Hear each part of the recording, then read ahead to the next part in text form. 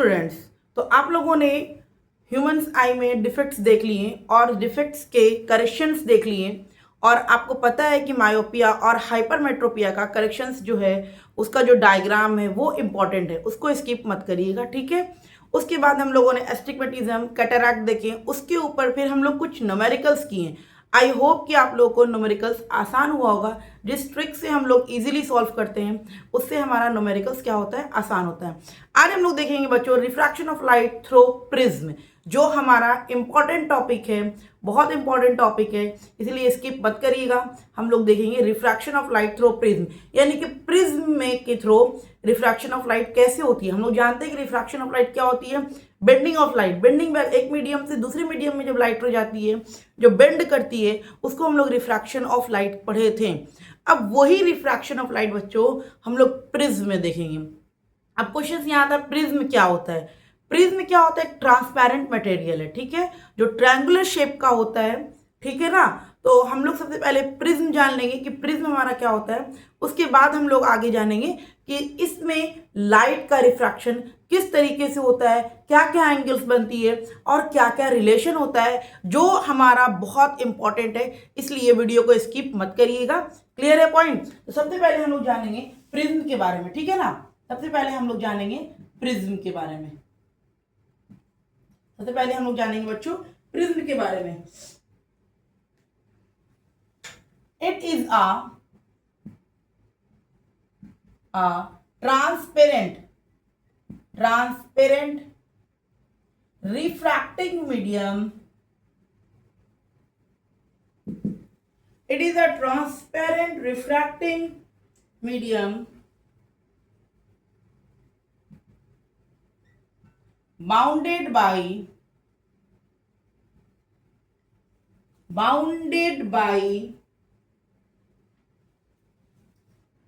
two plane surface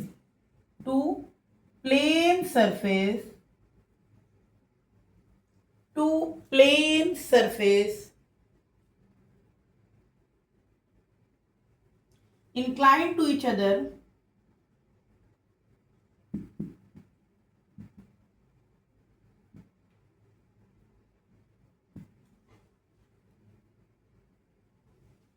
ठीक है। ये होता है हमारा प्रिज्म।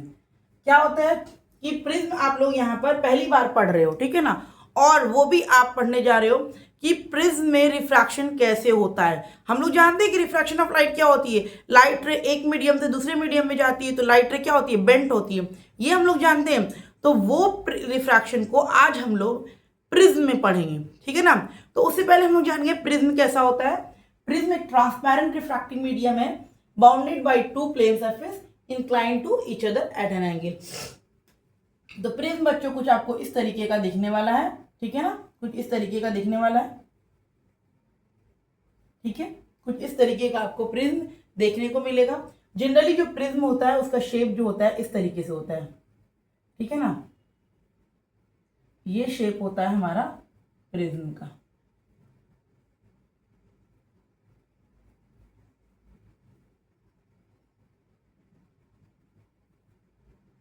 ठीक है, ये शेप जनरली आपका प्रिज्म का होता है। इसमें क्या होता है ना,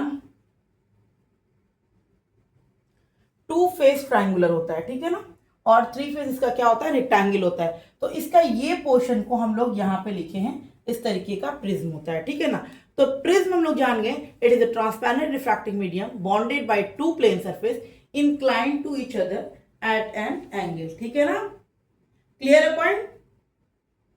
तो जनरली हम लोग फिजिक्स में बहुत तरीके का प्रिज्म होता है, रेक्टेंगुलर होता है और भी शेप में आते हैं, लेकिन हम लोग जनरली फिजिक्स में, ऑप्टिक्स में जनरली हम लोग ट्रायंगुलर प्रिज्म का ही यूज करेंगे, ट्रायंगुलर प्रिज्म का ही यूज करेंगे।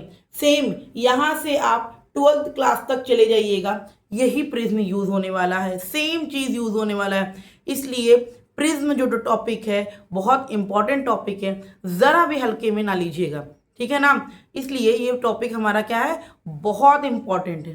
क्या है, बहुत इंपॉर्टेंट टॉपिक है। मैं फिर बता रही हूँ ये टॉपिक बहुत इंपॉर्टेंट है, स्किप करने की कोशिश मत करिएगा, हाँ ध्यान से पढ़िए। क्लियर है पॉइंट। जरा भी स्किप करिएगा तो आपको बहुत लॉस होने वाला है, क्योंकि ये बहुत इंपॉर्टेंट टॉपिक है। समझ में आ गई बात। तो प्रिज्म क्या होता है आपको समझ में आ गया। अब हम लोग को क्या करना है, रिफ्रैक्शन पढ़ना है प्रिज्म में। तो चलिए हम लोग स्टार्ट करते हैं रिफ्रैक्शन थ्रू प्रिज्म, ठीक है ना। रिफ्रैक्शन थ्रू प्रिज्म जानने से पहले पहले आपको मैं एक बात बता दूं कि यहाँ पर हम लोग जो है ना मोनोक्रोमेटिक लाइट का यूज करेंगे। Refraction through light, refraction of light through prism पढ़ेंगे, लेकिन यहाँ पर हम लोग मोनोक्रोमेटिक लाइट यूज करेंगे।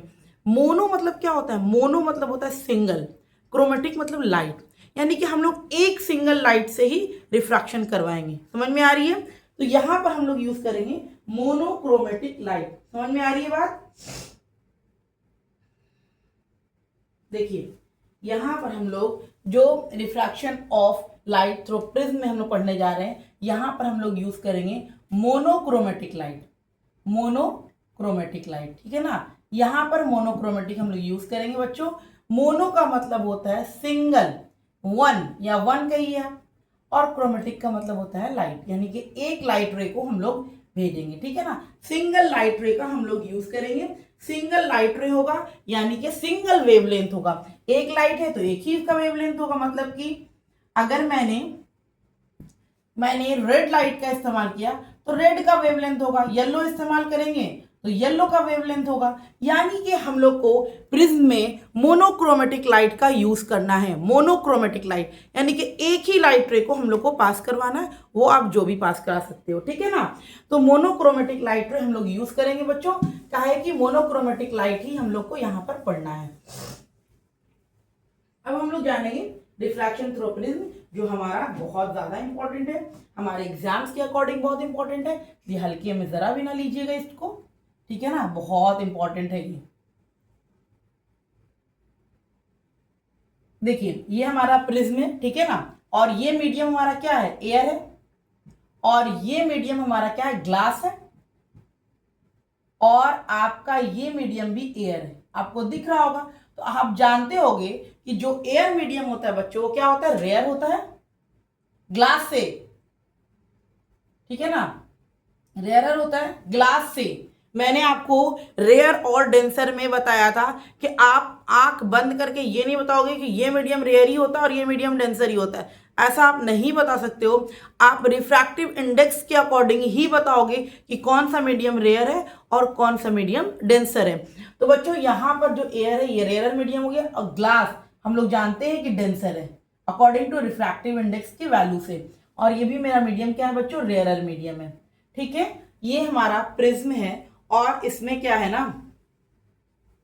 मैं थोड़ा प्रिज्म को और थोड़ा अच्छे से कर दूं ताकि यहाँ पर जो हम एंगल्स डिफाइन करें वो आपको और अच्छे से क्लियरली दिखे कि हाँ एंगल मुझे दिख रहा है, हर एक एंगल, क्योंकि ये बहुत ज़्यादा इंपॉर्टेंट होने वाला है। समझ में आ रही है, बहुत इंपॉर्टेंट टॉपिक है आपका।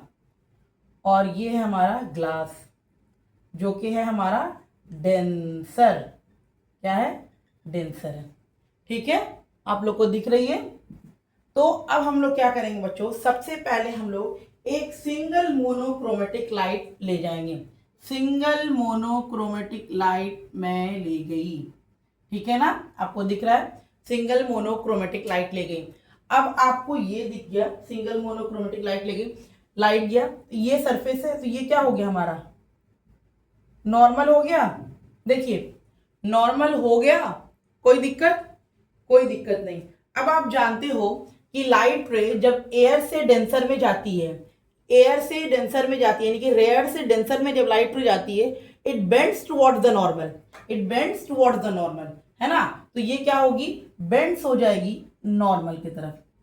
समझ में आ रही है बात, it bends towards the normal, bends towards the normal, ठीक है ना, it bends towards the normal. जबकि लाइट रे को इस तरीके से पास हो जाना चाहिए, ये पास हो जाना चाहिए लाइट रे को, लेकिन लाइट रे ग्लास मीडियम की होने की वजह कर ये नॉर्मल में बेंट हो गई।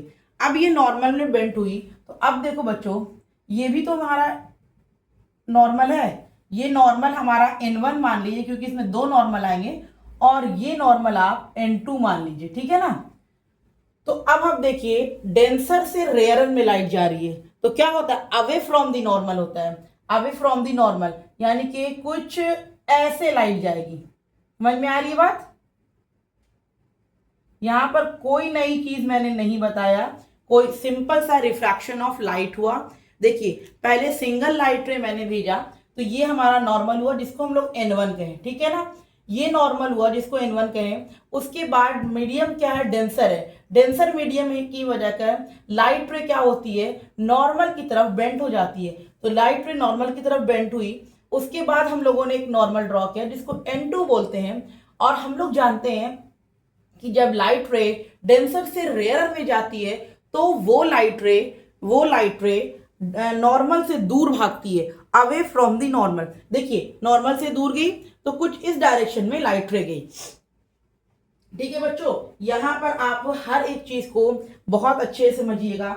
अगर जरा भी आपने स्किप करने की कोशिश की तो आपका बहुत ही लॉस होने वाला है। यहां पर समझ में आ रही है बात, इसलिए ध्यान से देखिएगा। देखिए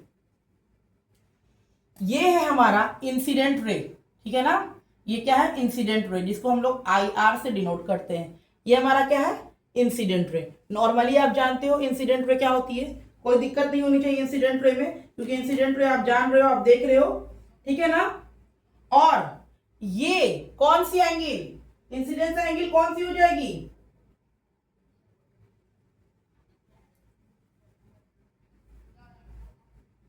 ये 90 डिग्री नहीं दिख रहा है, क्योंकि नॉर्मल तो हम लोग जानते हैं जनरली 90 डिग्री होती है ना, तो कुछ ऐसे होगा, ठीक है ना, क्योंकि ये डायग्राम इंपॉर्टेंट है आपके एग्जाम्स के अकॉर्डिंग। तो हम लोग जानते हैं इंसिडेंट रे और नॉर्मल के बीच में जो एंगल बनता है इसको एंगल ऑफ इंसिडेंस कहते हैं, है ना, आपको पता है ना। नॉर्मल और इंसिडेंट रे के बीच में जो एंगल बनती है उसको एंगल ऑफ इंसिडेंस कहते हैं, है ना। ये हम लोग रिफ्रैक्शन ऑफ लाइट में किए थे क्लियर, कोई नई चीज मैं यहाँ पे नहीं बता रही हूँ, लेकिन ये डायग्राम आपके एग्जाम्स के लिए बहुत इंपॉर्टेंट है, समझ में आया। इसलिए इस बार के एग्जाम्स में, इस बार के बोर्ड के एग्जाम्स में, 2026 के बोर्ड के एग्जाम में कुछ भी स्किप करने की कोशिश मत करिएगा, ठीक है ना। चलिए, तो ये हो गया हमारा एंगल ऑफ इंसिडेंस, ठीक है ना। अब एंगल ऑफ रिफ्रैक्शन क्या होता है बच्चों, ये हमारा हो जाएगा एंगल ऑफ रिफ्रैक्शन, ठीक है, एंगल ऑफ रिफ्रैक्शन, ठीक है ना। रिफ्रैक्टेड रे और नॉर्मल के बीच के एंगल को क्या कहते हैं हम लोग, एंगल ऑफ रिफ्रैक्शन कहते हैं।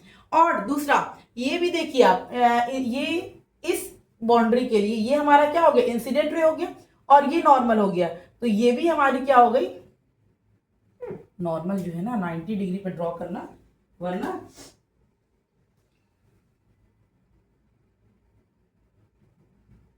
ठीक है ना, ये हो गया हमारा नॉर्मल, ठीक है। तो अब क्या हुआ, देखो बच्चों, ये वाला जो है ना, ये हमारा इस सरफेस के लिए ये इंसिडेंट रे हो गया, ये रिफ्रैक्टेड रे हो गया, ये नॉर्मल हो गया, तो इस दोनों के बीच में जो एंगल बना ये इंसिडेंस एंगल, इसको एंगल I2 कहते हैं। लेकिन बस जानते हैं I2 के बारे में, बस I2 जानते हैं और कुछ नहीं जानते हैं, ठीक है ना। इसका उतना इंपॉर्टेंस नहीं है, इसीलिए आपको टेंशन लेने की भी जरूरत नहीं है, ठीक है बच्चों। तो ये हो गया हमारा, और ये जो रे निकला आप जानते हो ये रे का नाम क्या है, इमर्जेंट रे, है ना। रिफ्रैक्शन थ्रू ग्लास स्लैब में बहुत अच्छे से क्लियर हुआ है इमर्जेंट रे, है ना। जिनको याद होगा उनको बहुत अच्छे से ये टॉपिक समझ में आ रही होगी। और इमर्जेंट रे और नॉर्मल के बीच के एंगल को हम लोग कहते हैं एंगल ऑफ इमर्जेंस, ठीक है ना। तो देखो ये हमारा हो गया एक प्रिज्म है जिसमें हम लाइट रे को पास करवाएं। इंसिडेंट रे जो एयर से डेंसर में जा रहा है, रेयर से डेंसर में जा रहा है, तो लाइट रे नॉर्मल की तरफ बेंट हो गई। नॉर्मल हमेशा 90 डिग्री बना है, नॉर्मल की तरफ बेंट हुई। उसके बाद ये लाइट रे डेंसर से रेयर में जा रही है, तो आप जानते हो कि डेंसर से रेयर में जब जाती है तो लाइट रे अवे फ्रॉम द नॉर्मल होती है, ठीक है। इंसिडेंट रे और नॉर्मल के बीच के एंगल को एंगल ऑफ इंसिडेंस, रिफ्रैक्टेड रे और नॉर्मल के बीच के एंगल को एंगल ऑफ रिफ्रैक्शन। ये एंगल जो होती है एंगल I2, इसका मैंने नाम बता दिया, इसके बारे में बता दिया, लेकिन इसका यूजेज उतना नहीं होता, इसलिए आपको टेंशन लेने की जरूरत नहीं है। उसके बाद इमर्जेंट रे और नॉर्मल के बीच के एंगल को एंगल ऑफ इमर्जेंस के नाम से हम लोग जानते हैं। इसका हर एक पॉइंट बहुत इंपॉर्टेंट है, जरा भी अगर आपने स्किप किया तो आपको बहुत बड़ा नुकसान होगा। बार बार मैं आपको बता रही हूं, ठीक है ना। अब एक आता है मेरा बच्चों ये एंगल, ये एंगल, ये एंगल, इसको हम लोग ए से डिनोट करते हैं। ये हमारा कहलाता है angle of prism, angle of prism. ये हमारा क्या कहलाता है? Angle of prism. ठीक है ना, ये क्या कहलाएगा बच्चों? Angle of prism. बहुत इंपॉर्टेंट है एंगल ऑफ प्रिज्म, आपको यहां से लेकर 12 तक इससे मुलाकात होने वाली है। ठीक है ना, तो ये हो गया हमारा एंगल ऑफ प्रिज्म। अब बच्चों एक एंगल्स हमारा और रह गया, क्योंकि इसमें हम लोग को 5 एंगल्स के बारे में पढ़ना है। ठीक है ना, 5 एंगल के बारे में पढ़ना है। देखो अब एक और, ये इमर्जेंट रे, इमर्जेंट रे अगर इस तरीके यहां, ये ठीक है ना, लाइट रे इधर जाती, इस डायरेक्शन में जाती ना, लेकिन मीडियम की वजह से क्या हो गई? बेंट हो गई, और बेंट होने की वजह से कुछ इस डायरेक्शन में चली गई। लेकिन ये जो कुछ इस डायरेक्शन में जाके पीछे इस डायरेक्शन में इस वाले लाइट रे से मिलेगा। ठीक है ना, इस वाले लाइट रे से क्या हो जाएगा? वो मिल जाएगा। क्लियर है पॉइंट? इस वाले लाइट रे से मिलेगा। और यहां पर जो एंगल बनता है बच्चों, इसको हम लोग कहते हैं, ये दोनों एंगल जो बना, ठीक है ना, इमर्जेंट रे और, इमर्जेंट रे और किसके बीच में बच्चों बना है? इमर्जेंट रे और इंसिडेंट रे, इमर्जेंट रे और इंसिडेंट रे, इमर्जेंट रे, इमर्जेंट रे, सॉरी इमर्जेंट रे और इंसिडेंट रे के बीच का जो एंगल बना है, इसको हम लोग कहते हैं angle of deviation, angle of deviation, angle of deviation, जिसको आप लोग डी से डिनोट करोगे, लेकिन +2 में जाकर के आपको डेल्टा से डिनोट करना पड़ता है। इसको डेल बोलते हैं। ठीक है ना, डेल बोलते हैं, जो आप जाकर के +2 में यूज करोगे। सेम चीज सब कुछ आपको सेम पढ़ना है। आप जाके बस इसका जो एंगल ऑफ डेविएशन है वो आप जाकर के कैपिटल डी से नहीं बल्कि डेल से डिनोट करोगे। और क्लास 10th में आप लोग को हर एक बुक में एंगल ऑफ डेविएशन डी से डिनोट करता हुआ दिखेगा। आई होप सो आप लोग को यहाँ पर देखो, हम लोग 5 एंगल्स के बारे में पढ़े। Angle I, angle R, angle E, angle I, angle R, angle E, angle A prism और एंगल डी। ये 5 एंगल के बारे में हम लोग यहाँ पर पढ़े। तो इस 5 एंगल में कुछ रिलेशंस हैं जिसको मैं लिख देती हूँ। ठीक है ना, कुछ रिलेशंस हैं जिसको मैं लिख देती हूँ। Relation between angle, relation between the angles. ठीक है ना, रिलेशन बिटवीन दी एंगल्स हमारा क्या है बच्चों? Angle A plus angle D is equal to angle I plus angle E. ठीक है ना, prism angle plus deviation angle is equal to incident angle plus emergent angle. ये एक रिलेशन है, अगर कहीं पर यूज हुआ तो हम लोग यूज करेंगे, लेकिन जनरली आपको 10th में बस इस रिलेशन के बारे में जानना है, बाकी इसका यूज आपको नहीं है। ठीक है ना, तो ये होता है refraction of light through prism. अब हम लोग हर एक के बारे में लिख लेंगे कि क्या होता है incident angle, refracted angle, emergent angle, prism angle और एंगल ऑफ डेविएशन। ठीक है ना, angle of prism, angle of deviation क्या होता है। तो ये बहुत इंपॉर्टेंट है, हर एक चीज को याद रखिएगा। इसका डायग्राम याद रखिएगा, मेन इसका डायग्राम है जो कि बहुत इंपॉर्टेंट है आपके लिए। अगर आपने स्किप किया डायग्राम तो आपको 5 मार्क्स नहीं मिलने वाले हैं।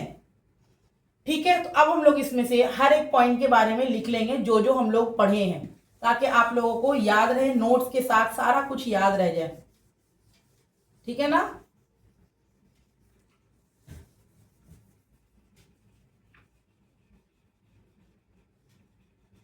इस बार के एग्जाम्स में कुछ भी स्किप करके जाने की कोशिश मत करिएगा, वरना बहुत पछता जाइएगा। ठीक है ना, कुछ भी मत छोड़िएगा, कुछ भी नहीं, हर एक टॉपिक को बहुत अच्छे से क्लियर करिएगा, क्योंकि एग्जाम्स पास तो कर ही जाइएगा। पास करना और अच्छे मार्क्स गेन करना एक अलग बात है।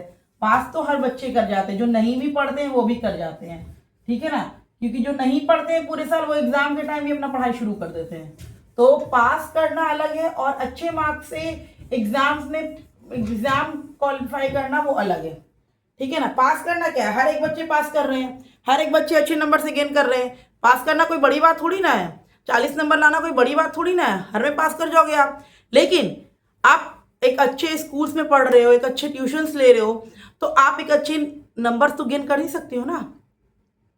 क्लियर है। अब आप लोग के पास टाइम नहीं है, टाइम हो चुका है, अब आप लोग प्रिपेयर हो जाइए एग्जाम्स के लिए। ठीक है ना। तो हम लोग यहाँ पर बच्चों सबसे पहले हम लोग देखेंगे एंगल ऑफ प्रिज्म, जो हम लोगों ने पढ़ा था एंगल ऑफ प्रिज्म, जिसको मैंने समझा दिया है, बस शॉर्टकट में लिख देंगे ताकि आप लोग को जब नोट्स पढ़ाएं तो आप लोग को समझ में आए, हाँ ये मेरा एंगल ऑफ प्रिज्म है, यानी कि मुझे इतना टेंशन की जरूरत नहीं है। The angle between the two refracting surface.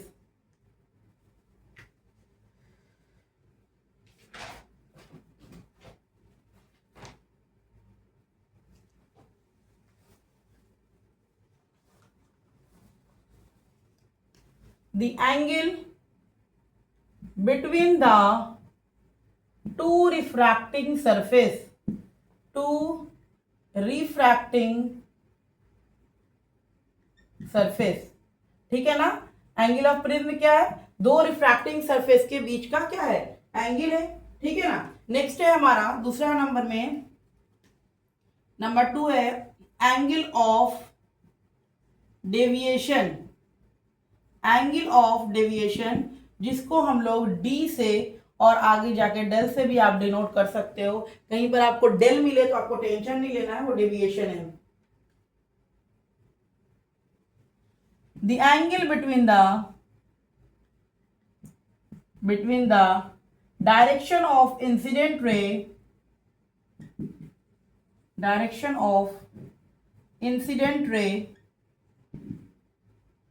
and emergent ray। Emergent रे और इंसिडेंट रे को जो हम लोग ट्रेस किए हैं, जो उसका डायरेक्शन था, तो उसी को हम लोग एंगल ऑफ डेविएशन कहते हैं, जिसको डी से डिनोट करते हैं, और हम लोग डी से डिनोट करते हैं और लैम्डा से भी आगे जाकर के डिनोट करेंगे, या डेल भी बोलते हैं उसको। आपको टेंशन लेने की जरूरत नहीं है। ठीक है ना। तो यहाँ पर बच्चों हम लोग कितना पढ़ लिए, एंगल ऑफ प्रिज्म पढ़े, एंगल ऑफ डेविएशन पढ़े, उसके बाद हम लोग इंसिडेंट एंगल पढ़े। ठीक है ना। यहाँ पर लिख देते हैं हम लोग एंगल आई पढ़े, जिसको हम लोग इंसिडेंट एंगल कहें, इंसिडेंट एंगल। ठीक है ना। उसके बाद हम लोग क्या पढ़ें, इंसिडेंट रे पढ़ें, incident ray, incident ray. Clear है, दिख रहा है आप लोगों को क्लियरली। ठीक है ना। उसके बाद हम लोग इमर्जेंट रे पढ़ें, इमर्जेंट रे ई आर से डिनोट किए थे, जिसको हम लोग इमर्जेंट रे कहते हैं, इमर्जेंट रे कहते हैं। ई आर से डिनोट किए जिसको इमर्जेंट रे से कहते हैं। और नेक्स्ट हम लोग आर आर से डिनोट किए थे, जिसको हम लोग रिफ्रैक्टेड रे कहते हैं, रिफ्रैक्टेड रे कहते हैं। ठीक है ना। तो ये हो गया incident angle, incident ray, emergent रे, रिफ्रैक्टेड रे। ठीक है, कोई दिक्कत नहीं है। उसके बाद हम लोग पढ़े इसमें, मैं यहां पर लिख देती हूं ऊपर में। ठीक है ना। उसके बाद हम लोग पढ़े रिफ्रैक्टेड एंगल, रिफ्रैक्टेड एंगल या एंगल ऑफ रिफ्रैक्शन, कुछ भी आप बोल सकते हो, या रिफ्रैक्टेड एंगल भी आप बोल सकते हो, दोनों में से कुछ भी आप बोल लो, आपकी मर्जी। उसके बाद हम लोग पढ़े angle E, emergent angle, angle of emergence भी बोलते हैं, इमर्जेंट एंगल भी बोल सकते हैं आप, एंगल ऑफ इमरजेंट भी बोल सकते हैं। ठीक है ना। इमरजेंट एंगल पढ़े। उसके बाद हम लोग दो नॉर्मल पढ़े, N1 एंड N2, दो नॉर्मल के बारे में जाने। ठीक है ना। इतने पॉइंट को आप एक प्रिज्म में पूरा समझाओगे तभी आपको समझ में आएगा, यानी कि 1 2 3 4 5 6 7 8 9, ये 9 पार्ट को आप पूरे प्रिज्म में समझाओगे तो ही आपको 5 मार्क्स के फुल मार्क्स मिलेंगे, अदरवाइज आपको कुछ भी मार्क्स नहीं मिलने वाले हैं। तो तो प्रिज्म बहुत इंपॉर्टेंट है, पूरे मेहनत से तैयारी करिएगा और पूरे अच्छे नंबर गेन करने की कोशिश करिए, ठीक है ना। नेक्स्ट क्लास में हम लोग इस चैप्टर को फिनिश कर लेंगे, ओके इंशाल्लाह।